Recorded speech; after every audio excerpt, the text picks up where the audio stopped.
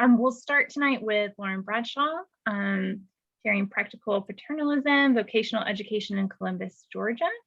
And we'll have about 20 minutes, and then we'll transition straight to Kelsey's presentation for 20 minutes and have any remaining time for questions. So if you feel like you're going to forget your question, I want to go ahead and type it in the chat for Lauren's presentation, and we can come back to it after both have presented. So Lauren, turn it over to you.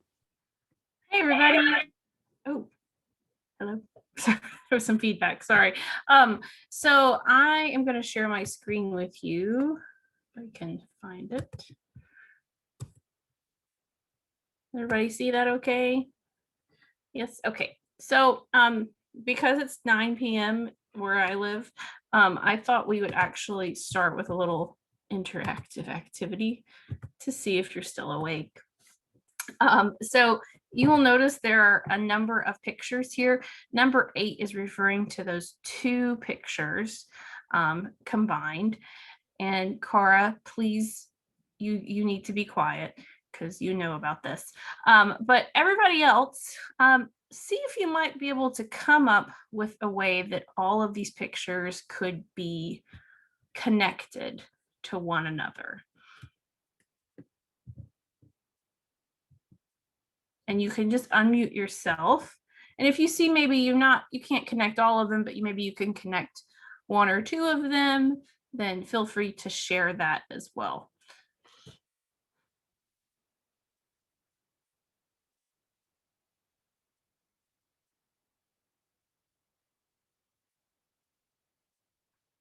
This is that inquiry-based learning where you don't know the answer, but you're asking questions. You're trying to make inferences based upon the information that you see. Well, the interconnection 4 is the hard one to know because I don't know who the picture is. Mm-hmm. But this is, I mean, they're interconnected in the sense this is about the Industrial Revolution, manufacturing and industrialization. Course references, of course, to textiles industries and textile production across the images. Okay, that's a great start. Thank you for that. Anybody else have anything that they are seeing? It's making me just kind of think about from the pictures, at least 1 and 2, specifically of schools. It's making me just kind of think about and question like purpose of schools and how that's connected to capitalism, and you know, what's driving our curriculum or expectations of students. Well, a lot of it has to do with teaching for trades, like 1 and 2 are obvious, but 5, the whole story of the mill girls and how they were trained for mill work and in fact lived in communities. And were very important, sort of integral to the development of that sort of unrestrained capitalism that populated the early economy. But they all have to do with preparing people to work, it seems to me. Preparing people to work. Okay. 1 and 2 appear to be in white schools or apprenticeships, and 6 appears to be in a black school for integration. Mm-hmm. Are you noticing the caption underneath it? It's kind of hard to read. I know. Can't read it, yeah. It says training for an honorable occupation. Yeah. Training for an honorable occupation, which I think is very interesting because these 1, 2, and 6 all came from the same book, but they are, you know, you have home economics, workshop, training for an honorable occupation. So these are all part of the story of Columbus, Georgia's vocational education program. And we are going to focus a lot on number 4 tonight, whose name is G. Gumby Jordan, and it is spelled Jordan. But it's pronounced Jordan. If you say Jordan, that's how we know that you're not from here and that you are an outsider and you should be, you know, we should be suspicious of you. So we are going to I wanted you guys to see kind of the story that these pictures tell.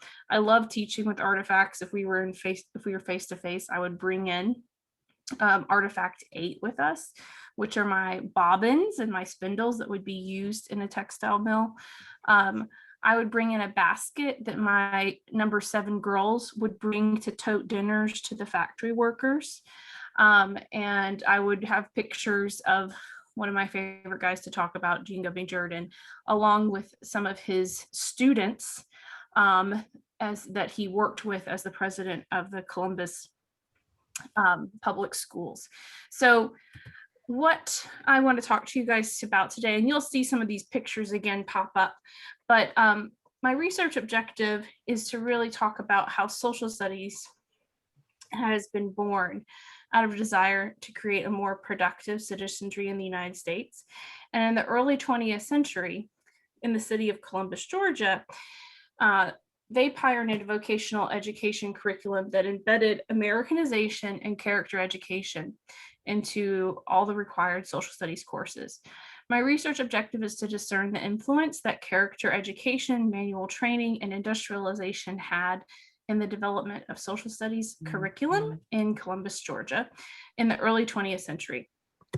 So to do that, I have to talk about G. Gumby Jordan again. So Jordan, he wore many hats. He was a president of multiple textile mills, including the Eagle and Phoenix Mill, which is pictured here. He owned insurance companies, banks, many of which are still running today, real estate companies, steamships.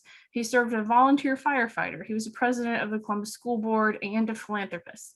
But Jordan is noted, especially in Columbus, as creating the first publicly funded vocational education school in the United States. School system, excuse me, in the United States.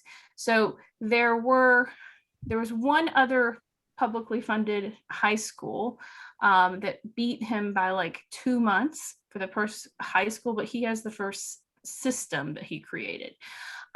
Jordan wanted an industrially centered social studies curriculum designed to produce character-rich pupils ready to fulfill their role as part of an efficient and productive Columbus.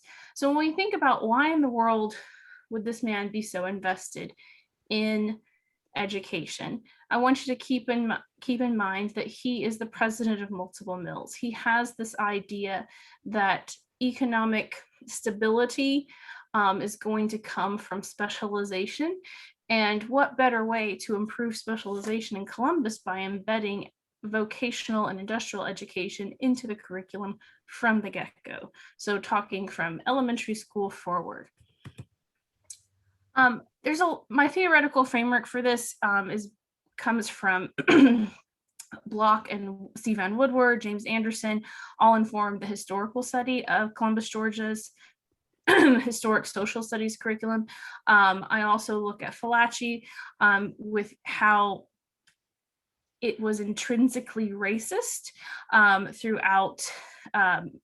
the creation of these ideologies in social studies and vocational education and educational policies. My research methodology is relying both on primary and secondary source materials, including published speeches, Columbus School annual reports, textbooks, and archival materials. And this is my favorite picture of me in an archive.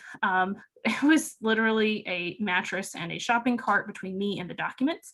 It's not all fancy Library of Congress. Sometimes you got to move a bunch of garbage to be able to get to the documents, but it was a fun experience. So to give you a little, sorry, I know there's a lot of text on a PowerPoint slide, but there was some quotes I wanted to share with you. The first superintendent of the Columbus Public Schools in 1866 had from the get-go this idea of morality being the foundation of public schools.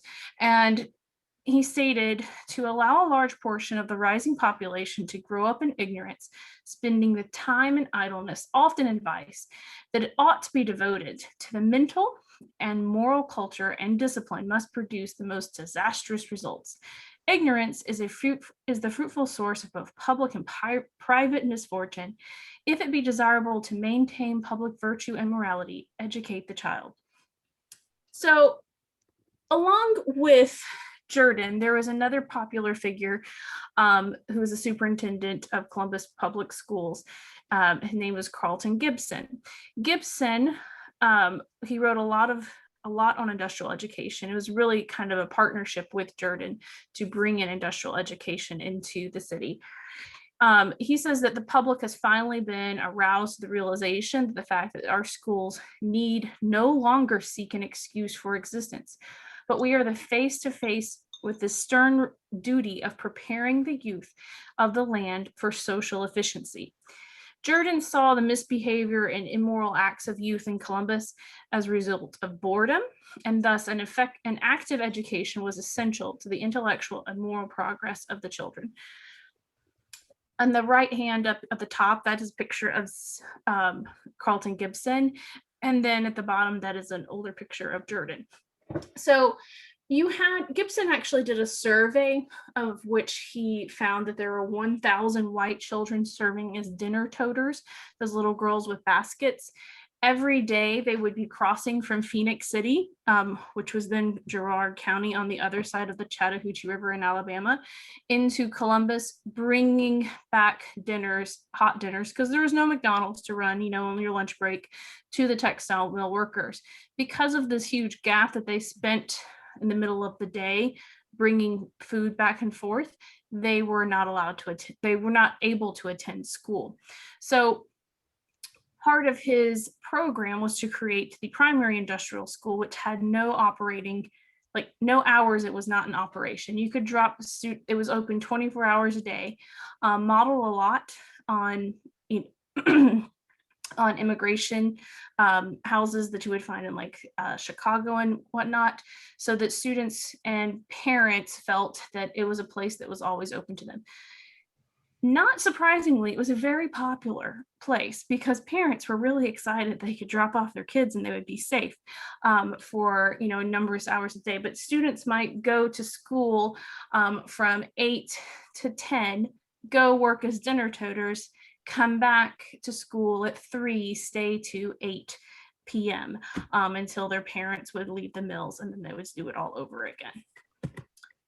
So social studies was seen as a means of the development of a better citizenry.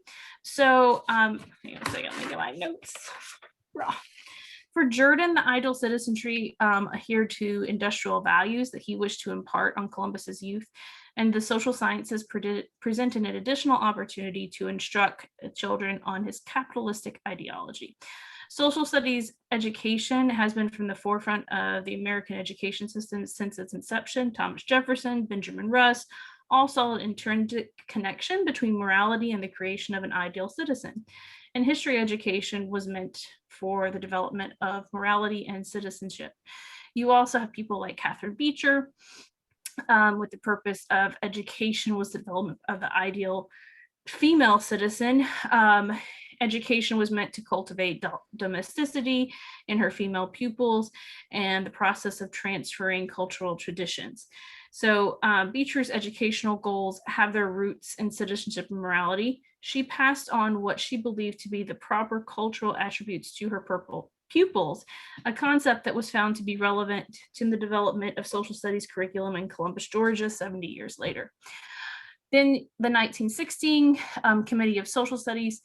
I actually had a conversation with Cara earlier today. I'm not sure how to pronounce David. Is it Sneeden or Snedden? I've never known. If you guys know, please let me know.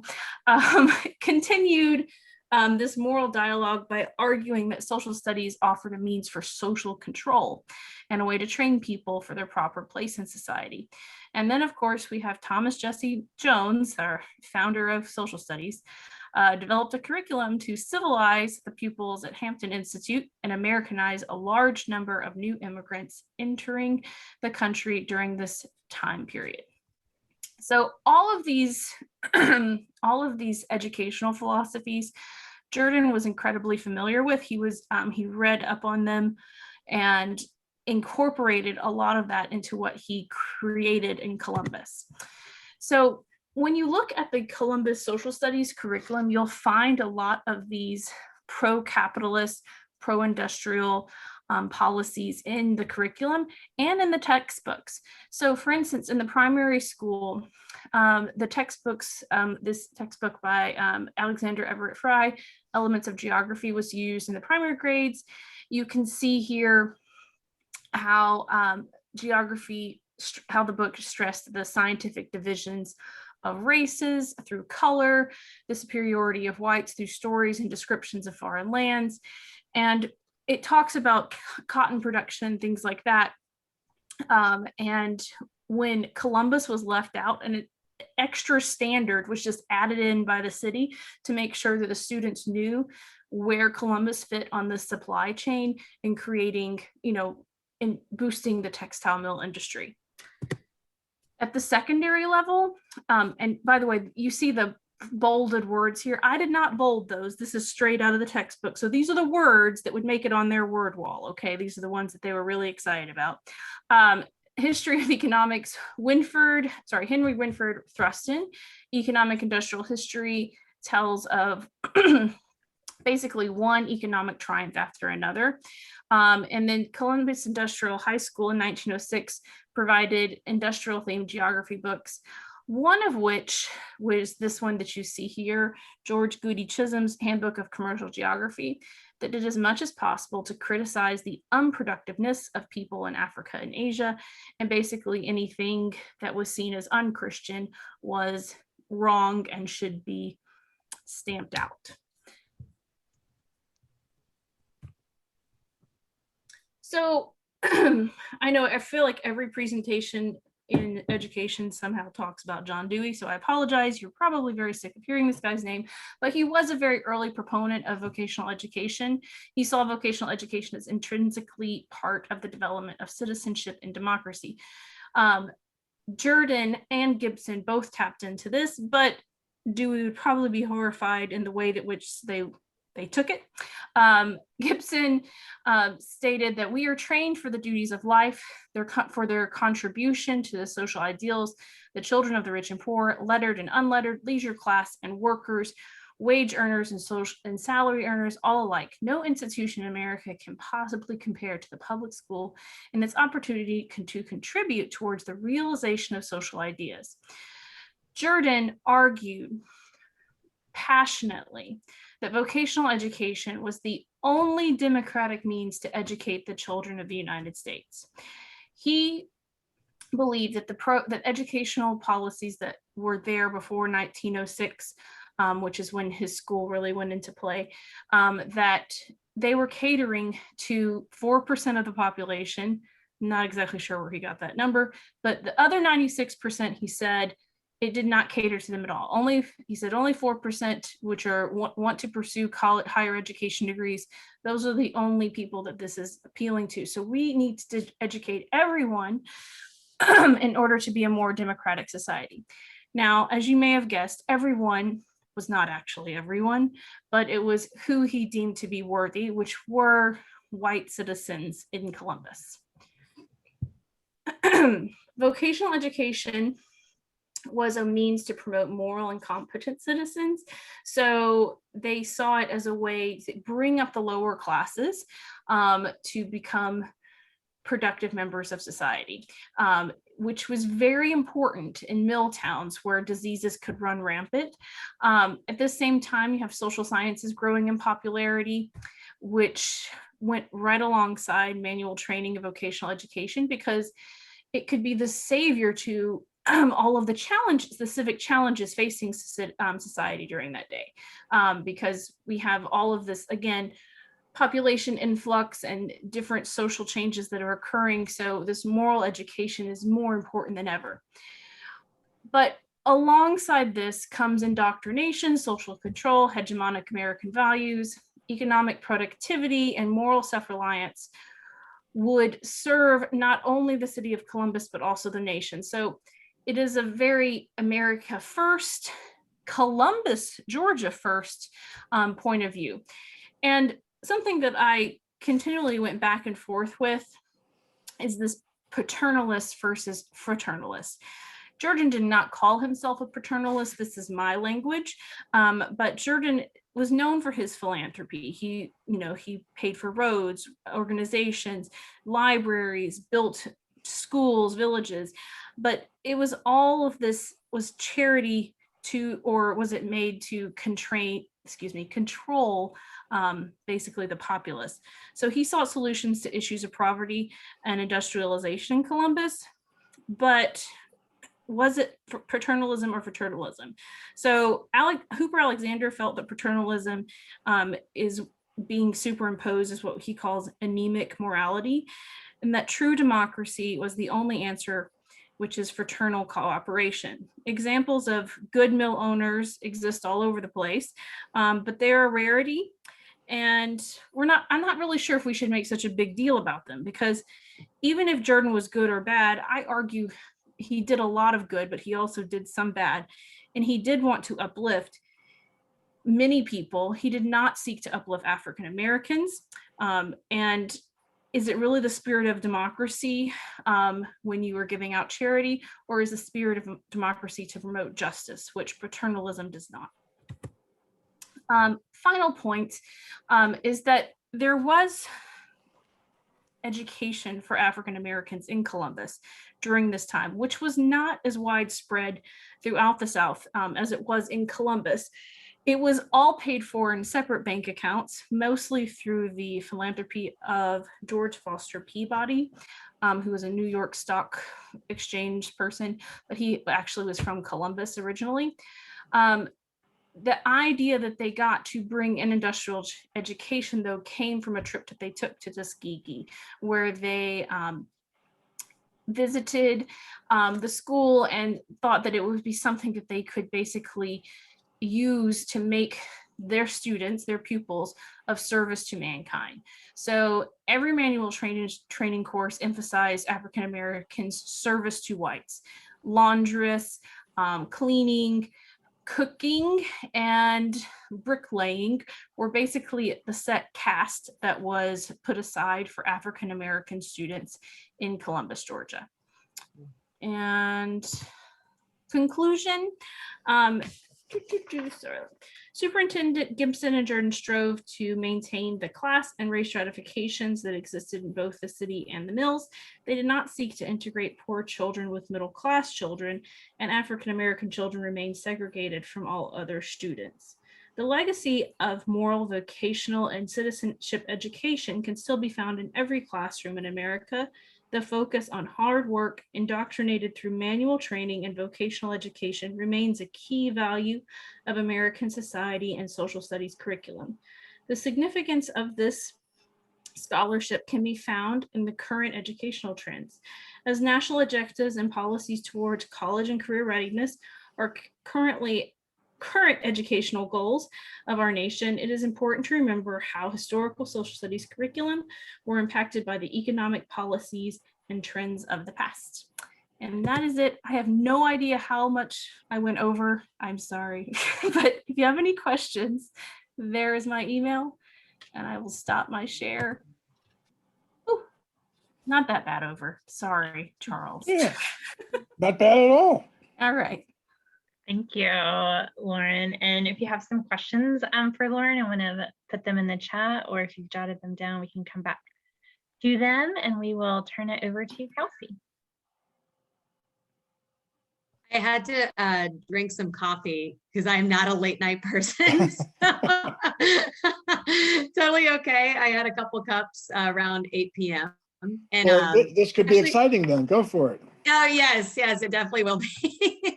And I'm really excited that Lauren presented, because my new institution is actually right next to Columbus, Georgia. And I had a conversation about vocational schools just today in Georgia itself. So it's quite relevant.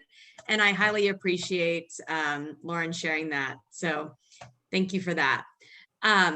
So let me go ahead, since Lauren got started with something interactive, I will also get started with something interactive with a brief mindfulness session, since that's what we're gearing this towards. And since it is late, we'll focus more on breath work as more of an invigorating breath, so I don't fall asleep and you don't fall asleep. So if you're more than welcome to close your eyes or keep your eyes open, whatever it is that feels comfortable for you. And also if you feel like you want to turn your video off, you're more than welcome to do that too. So I'll be going into equal parts breath work. And this is more of an invigorating breath that allows for self-regulation purposes. Just to get yourself centered in the present. But we'll start with a collective breath of just inhaling in through your nose and then sighing out through your mouth. And begin to notice more awareness towards the very tip of your nose of where the breath enters in towards. And as we move into this breathwork practice, trying not to judge our breath, but just noticing that we're breathing. And noticing where the breath enters into the physical body. We'll be moving into 4-count breath first. To inhale in for a count of 4, 3, 2, 1. Exhale 4, 3, 2, 1. Inhale 4, 3, 2, 1. Exhale 4, 3, 2, 1. Inhale 6, 5, 4, 3, 2, 1. Exhale 6, 5, 4, 3, 2, 1. Last round of breath. Inhale as much as you possibly can. Then hold the breath at the top, maybe sip in a little bit more air. And then sigh it out through your mouth and let it go. And if you close your eyes, unblink them, maybe do some gentle stretching since you entered into the last session of the night. Congratulations. And I'll go ahead and start my share of presentation, which is based in mindfulness. And I'll be talking a lot about more about how we can apply it to our civic understanding. So 1 second as I share. And it's wonderful to see so many familiar faces. It's like I'm just presenting to my friends, which is quite wonderful. I'm very eager for that. And my apologies if you can hear my husband watching the Atlanta game, the basketball game in the background. They're about to enter into the finals, so fingers crossed on that. All right. So I actually changed the title of the presentation slightly, and I'll explain why. So it used to be inclusive of empathy, and I chose to solely focus on mindfulness only, as mindfulness is also associated with pro-social skills such as empathy. And why I chose the title Battle for the Soul of the Nation, this comes from Biden's speech that he delivered at Gettysburg during 2020, where he says, today we're engaged once again in the battle for the soul of the nation. The forces of darkness, the forces of division, the forces of yesterday are pulling us apart, holding us down and holding us back. We must free ourselves of all of them. As president, I'll embrace hope, not fear, peace, not violence, generosity, not greed, and light, not darkness. I'll be a president who appeals to the best in us, not the worst. And I'll explain more about why I chose to reference that when we get more into the framework. But keep that quote in mind, especially as we enter in deeper into this presentation. So my objectives for this is not only to receive your feedback, because it's definitely in its conceptual framework piece. So I would love to hear your feedback and how I could improve it. But the objectives for this presentation are to foster a shift in mindset from me to we during a time of critical need. Also exploring how students can be provided a deeper space of inquiry, which deepens their understanding of themselves, looking individually and also within their surroundings of both their community around them in their classroom, but also outside of the classroom as well. and also to develop this framework, which is still in its early stages of I, we, world, facilitating what is just, and again, it's the early stages of trying to develop this idea of civic mindfulness into the K through 12 classroom. So the research questions that I chose to focus on were, what role can mindfulness play into the creation of a more equitable future? And I'll explain how mindfulness has actually become quite problematic, especially within these last 10 years. I should say the more westernized version. And also, how do future citizens, i.e. our students, embody this idea of homo politicus and fight for the soul of the nation as referenced in Biden's speech in 2020? So essentially, we're looking at exploring different concepts, different methodologies and strategies, trying to operationalize more of this idea of civic mindfulness, and also use it as an inquiry-driven practice to foster social justice. So the theoretical framework is, of course, based in mindfulness, as well as some additional theories, which I'll get to on the next slide. But I definitely wanted to talk about mindfulness in general, because it's been quite the buzzword for these past 10 years. And I've definitely rooted myself in mindfulness. I practice it a lot. But the deeper that I've dug into it, the more I've realized how problematic it is in Western society, as we've kind of whitewashed it, as we do with most other tools. So there's Purser, who wrote the book Mindfulness, talks a lot about how mindfulness has just become like this way to get businesses involved in self-awareness. It's just really been driven by the sense of capitalism. But when we actually operationalize mindfulness into its truest setting, meaning like more Easternized mindfulness and basing it off of Buddhist beliefs and Confucianism, we see that it has a multifaceted understanding, where we're looking at it with awareness, observation, present moment experience, non-judging and non-reactivity, but also including these pro-social behaviors that lead us into social action. So within Buddhism, it talks a lot about right action, right mindfulness, and right thought.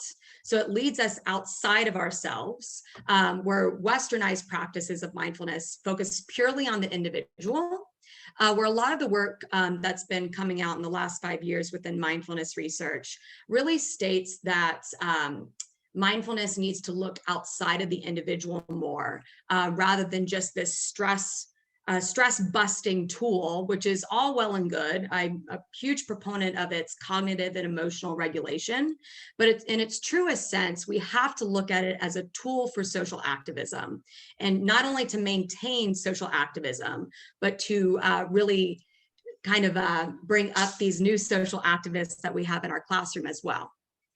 So I definitely wanted to mention that, because that is really a large part of the work driving this piece, is being more critical of mindfulness and using it to its totality and what the original purpose was. I also framed this in Notting's Ethics of Caring, as part of mindfulness pedagogy, really looks at this idea of Sangha, and Sangha is Sanskrit for community. So mindfulness pedagogy really models a lot of what we're already seeing in both ethics of caring, but also within critical race theory. So I wanted to make sure that, because I am utilizing this tool in the classroom, that I also have more Western theory as well to juxtapose it against the Eastern theory. And so comes this idea of civic mindfulness. And Purser, again, the person that wrote Mindfulness, more of this critical examination of it, He also wrote about this idea of civic mindfulness, so we directly reference him. And he operationalizes it as it goes beyond just the individualistic stress reduction or behavioral management, which is predominantly used in Westernized society, and instead reorients the mindfulness practices away from its purely instrumental ends, meaning like it's usually just justified as getting from one point to the other. And if I can get to complete stress reduction, then that's my pure focus. So we're trying to move away from that and instead open it to a possibility of being more critical of society, which we see more in Notting's Ethics of Care and also within critical race theory. And using mindful awareness strategies to instead foster social justice and this deeper sense of resilience.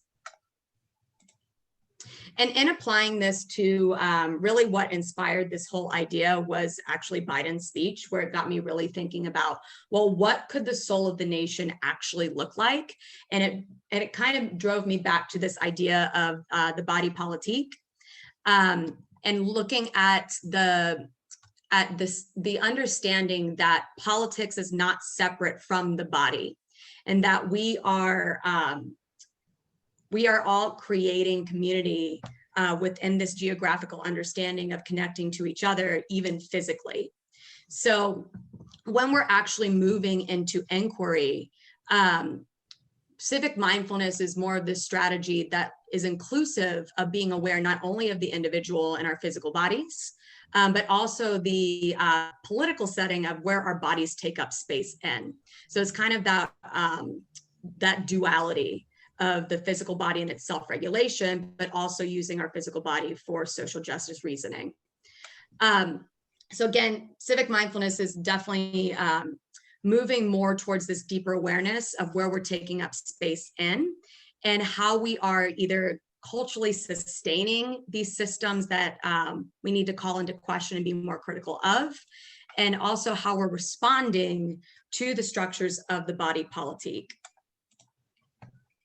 And this is where this sense of inquiry comes in. And I'll get to the pedagogical piece in just a second. So within this idea of civic mindfulness, we look at different realms of experience and how our bodies are taking up space in either within our individual selves, or in their different communities that we take part in, and also looking at the bigger picture of how we take up space in the world. So typically in how a mindfulness class does work is that we do focus on that individualized understanding and understanding more awareness of our identity first, and then moving outwards. So starting to develop those more pro-social behaviors of empathy and compassion. And that of course does include self-compassion and self-empathy, but also including it of the larger of looking at empathy in the classroom, compassion in the classroom, and also moving outside of the classroom and into the world. So what a transformative mindfulness practice should look like. And again, this is pretty new information within just the last 3 to 5 years. Mindfulness is really supposed to integrate the mind and body. So we look at the mind and the heart. But the transformative piece is when we incorporate a political agenda into it. And noticing that when we actually Westernize mindfulness, it takes power and privilege out of the equation because it's predominantly self-focused. So moving that instead back to its traditional trajectory and starting to shift it more into calling into question, how can we eliminate suffering in the world? And what is my place in that to eliminate the suffering? So the final thoughts is, again, this is the framework is just now being developed in more trying to put that now into pedagogy and like developing different lessons centered around this. But when we do have a critical awareness of our bias, our own implicit biases, our own sense of discrimination, and also the injustice in the world, it's really essential in actually creating citizenship, more engaged citizens. So the idea in putting together this civic mindfulness inquiry is looking at awareness of self and society and developing fully engaged citizens in our classroom. And I have guided questions for discussion since it is late. And I would love to hear your thoughts on this, especially since I'm combining different theoretical underpinnings. I would definitely love to hear more about other constructs that I might be able to apply. I would be very grateful for that feedback. And also alternative or even competing frameworks that might exist in this space when cultivating civic mindfulness. And the final question is, how can we guide students in cultivating this sense of civic mindfulness in our own classrooms? Thank you.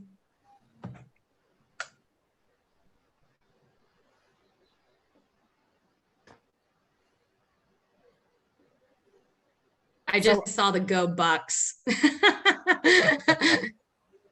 I'll say something about the constructs.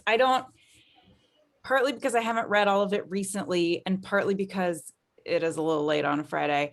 What you were talking about, Kelsey, was making me think about Lee Ching-ho and Keith Barton's work on harmony. And they have a new book coming out. It should be coming out, I think, at the end of the year or early next year, but they've written a couple of articles that are out already. September. And yeah, this idea of harmony and how Western we have been thinking about things, and really turning some of our ideas on their head and saying, you know, there's a whole other world out there with an incredible philosophical history and foundation to look at. I literally just came across that probably you did? like about 2 months ago. Yeah, so that was kind of driving some of these ideas. So yeah, I was super excited to see it. I was like, finally. So yeah, I definitely noticed that for sure. And I'm going to write that article down again, because I did not mention it in the presentation, but I'm really glad that you brought it up again, because now it'll be fresh on my mind. Yeah, their book is coming out. They finished it last fall. So What, do you happen to know the title? yes, By let the me look off it up really chance? quick. I can tell you the front of the book is red. That doesn't help you. Yeah, I'll just scroll through Amazon. I'll get the name and I'll put it in the chat. Yeah, that'd be super helpful. Thank you for reminding me of that, because I read it the other couple months ago, and then I didn't even think about putting the two together. Was the article he did just in TRSE, or where There have was been it? a couple. Yeah, one was definitely in TRSE, and I think, I think I got a copy of that. I okay, think yeah, there was one in Teachers College Record also. Ah, okay. And I think the book comes out in September, and they're doing a presentation at NCSS on it. Ah, UFO. Oh, perfect. perfect. Yeah. Because Carol's got the I'm doing a details. similar presentation. So maybe we need to become best friends. There you go. I think that that's great though, that there's synergy around that, Yeah, you know, that, and definitely. I particularly appreciate the intentional focus on something other than what Lauren was talking about with this college and career readiness, you know, this kind of really uber practical. Oh, Dean just dropped it in the chat. Thank you so Dean. much, Dean. But I'm thinking about, partly because I'm in this mom world where I had to select a daycare for my baby, and the brochure for this daycare, which is infant through 5-year-olds, for each age had career readiness skills that they address in the infant room. Oh, wow. And so, and I was like, this is off the rails. This is too much. I want not that. Yeah. Right. And I talked to one of the directors of one of these schools, and I mean, it is where I sent him, because I don't know, I have very few choices, but she was like, well, yes, sitting up, you know, when you're an infant, you learn how to sit up, and that's a career readiness skill. And I was like, you know, not everyone who has a career sits up. I can think of Stephen Hawking, for example. You don't need that, but you do need to manage conflict. You do need to be able to get your shovel back when somebody takes it. You need to be able to. Yeah, that's so interesting though. And And so this mindfulness, this awareness of me, we, and the bigger world and how it all fits together. That's just what's going on in my mind in this. Yeah, no, I love it. Again, like that's why I asked the question, because I can only think about so much in my head. So I love any feedback. So is this related to, or in what way it might be related to social emotional learning? Yeah. I try to kind of avoid that, since it's such a, like, social emotional learning is such a big construct. And I've tried to put the two together before, and I received a lot of critique on it. Is a nice way to put it. Just because mindfulness has such, like, when I was first starting to write about mindfulness, people are like, "Whoa, what are you doing? Like, that's not what we do in social studies." Which, I mean, I'm glad that they said that, because it made me even more stubborn to stick with it. So it's definitely, social emotional learning is definitely one aspect of it, but because, like, that's, mindfulness has been geared to, like, in the Western world, I should say, it's typically geared towards, like, certain outcomes, and social emotional learning is definitely a certain outcome of mindfulness. I find that it would be watering down the practice if we were to just say, well, here's the social emotional learning aspect of it, and here's the cognitive aspect of it, but then where is the connection between the two, and also where's the connection in the heart? So it's definitely an aspect of it, but for now, kind of like where I'm taking my own personal trajectory with civic mindfulness is I'm not focusing purely on the social emotional learning aspect, but it's definitely still there. Have you thought about Westheimer's work on what kind of citizen? Yes. Yep. And that's part of the chapter that we're writing. Yep. It's so we're trying to move it more towards the participatory and the engaged citizen, more of like the social justice oriented. Yep, exactly. And again, I tend to get very everything gets very convoluted in my brain. So I'm trying to, like, make sure that it's not too many things going on, especially since mindfulness, it hasn't been written about in specificity as much as I would like in the social studies. So I'm trying to get that out there first, and then start to kind of add more into it. But yes. Mm-hmm. I actually have been working on a book with two others, one of them being like a historian, like a legit historian. And he was looking at our lesson plans that match the book that are from the C3 framework. And the last part of it's taking informed action. Yep. He kind of went off the walls, like, what the heck? I don't want that to be the purpose of a history class. He's like, if my daughter came home and had to, like, do some, like, work in, I don't know, some community organization for her history class, I'd go crazy. So, I said, well, they're in the book. So, Yeah, I said, this is a big push in the field of social studies education to make it kind of, I don't know, more meaningful, kind of not just be a bunch of talking heads who write papers and, I think it probably depends on what kind of work they'd be doing. If they took a history class and their job was to go out and help promote the terrors of communism and the left wing, well, okay, I can see how that would be an important thing to do from learning history, but not that other evil stuff like critical race theory and all that.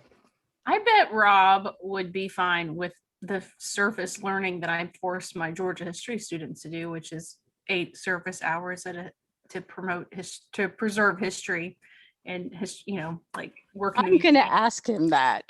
Yeah. I mean, okay, what if it's working in an archive, Rob?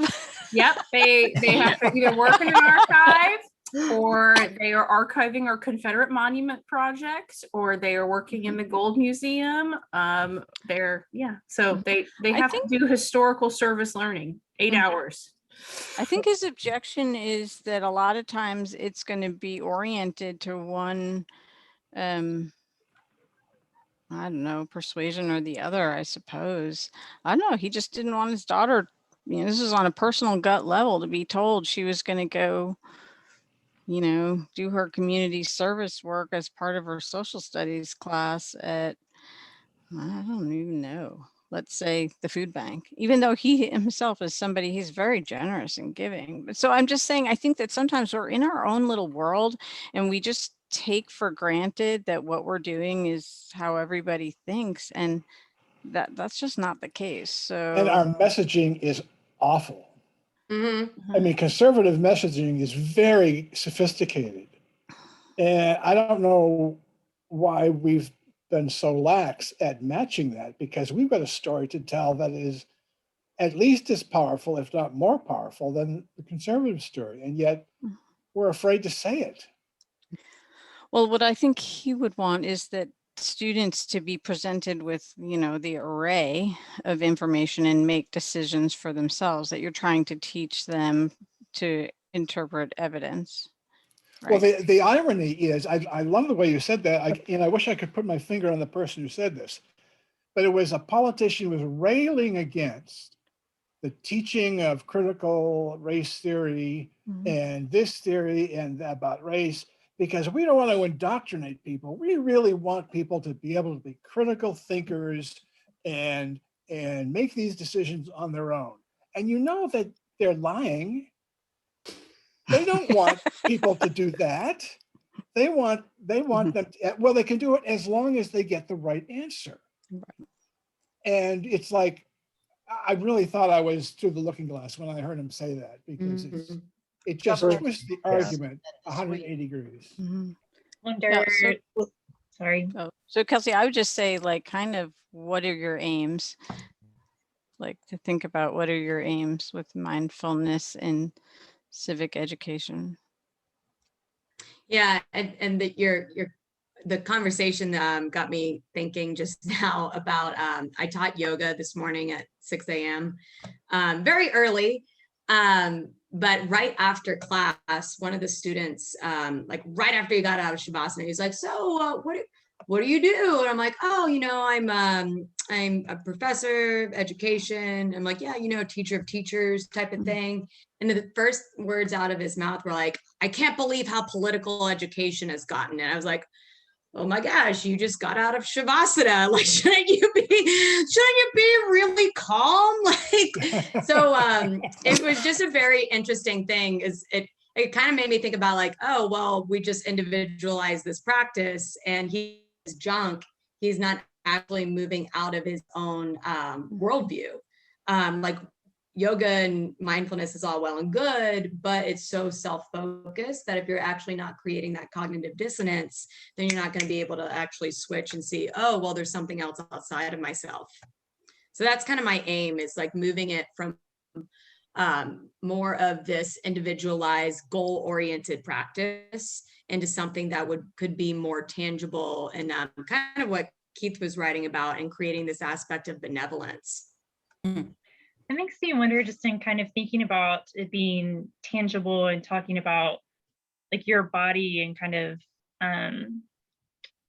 just the physicality that we don't talk about in social studies, and thinking about how possibly like spatial analysis or spatial justice within that may be interesting to really think about, like, how am I taking up space, the space that I am situated in, who is that made for, who belongs in this space and who doesn't. There's a theory to that, and I can't remember, like, I was thinking about it earlier today, and like I can't remember for the life of me what that learning theory is, and I know it's a lot in literacy. I can't remember the name. Feel free to message me like after. Literacy. I mean, there's definitely like work around spatial justice and kind of I can kind Perfect. of things in the chat in a second. Super helpful. I was just kind of circling back around in the conversation we were just having as we wrap up in the next couple of minutes. Carly, you were just talking about kind of our messaging. And I know in the first session, lots of conversations around standards and like, how are we talking to policymakers that are writing standards? And so Lauren, I was just thinking about in your presentation and kind of these philosophies of education, what's really driving our education system, like how some of your work with that may come into play with currently what's happening with conversations around standards in Georgia and kind of the work with the Department of Ed. That may be a big question for like 4 minutes of time left, but I just. Well, I have to say, like, G. Gumby Jordan has had a big impact on my life in many ways, of which Cara can laugh at a lot.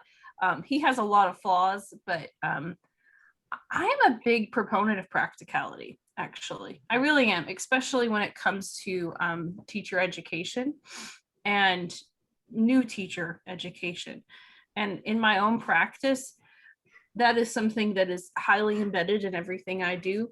And all of it has, is theoretically backed and, pure, all of the goody stuff that we talk about all the time.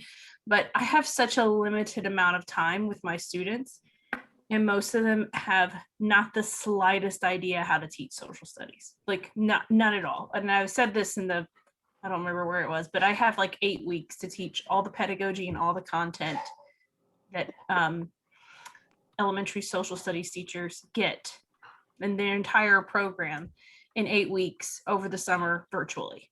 So I have a high focus on practicality and things that they can use and they can expand on and they can scaffold on high and low so that they can just go in feeling prepared. Because I know in my own teacher education program, I struggled my first year teaching. I had all of these ideas. I had all of this content and I didn't know what to do with it. And I think that's a really big struggle that a lot of new teachers have, is how to scaffold it down. I don't feel like I was really prepared for that. Yes, I did student teaching, and yes, I had actually a horrible mentor teacher, but I had a couple. Pick that scab. But it's just something I felt like I really needed, and I think Jordan influenced me in that way, and that giving people skills so they can feel confident to dig deeper and to feel like they can really explore the content more. If you can't control your class or they're all asleep, you're not going to be able to do that. So that is not an answer to your question, probably at all. But I do know that I know the state of Georgia standards very well, actually, because I teach them all. And so I have them basically memorized. And a lot of my friends have done lots of analyses of them. And I'm friends with the people who've been on the boards to decide, and I've given feedback. And Georgia's an interesting place. We have pockets of blue in a sea of red. And I know that this past election, things are different-ish, but as my fellow Georgians will, it feels a little too good to be true. I'm not counting my chickens, let's just say, before they're hatched. I'm very skeptical because I've been here all my whole life. So it's hard to make everybody happy, and it is so political. It's always political, but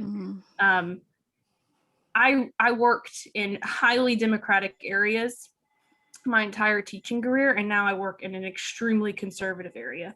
So I have to measure what I do so that I don't lose them, because if they see me as one of the crazy libs, those leftists, I'm not going to be able to accomplish anything. So but that doesn't mean that like my first year teaching, I had a student in my Georgia history class who asked, when did the KKK go bad? Because I know they started out good. And I was like, oh God. going to do with this one. But I didn't lose my cool. I held on, and he was the sweetest kid. Oh my God, he was so sweet. Just like, what is, we have to really, you have to work really hard. Meet them where they are and push them to the next level. That has nothing to do with my paper at all, except for I love G. Gumby Jordan, even though he's a racist ass.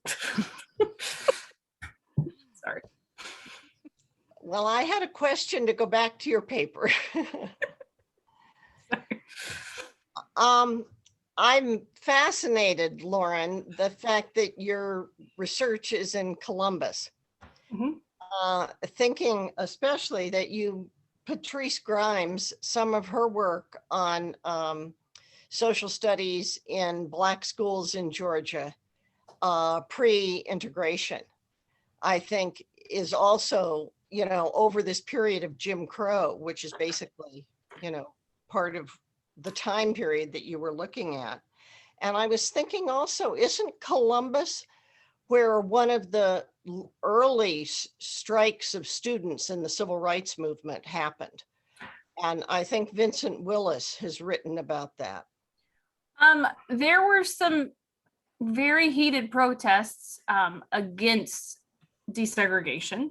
I can tell you that the students of my school, Columbus High School, walked out of school and marched and picked up Jordan High School, named after G. Gumby, and then marched, I think, over to the police department or something like that. They all left school protesting against civil rights, desegregation.